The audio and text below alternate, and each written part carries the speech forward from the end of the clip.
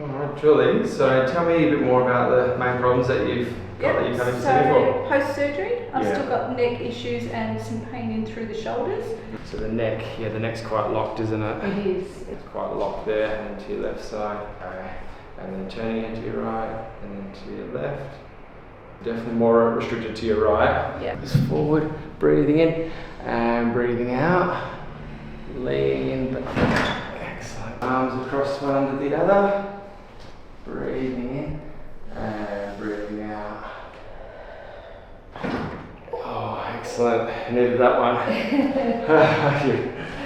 Oh, that was solid. Yeah, we need to be gentle on your shoulders with that surgery you had last year. Yeah. Just bring it back to this one. That's good. And the other side. Okay, good.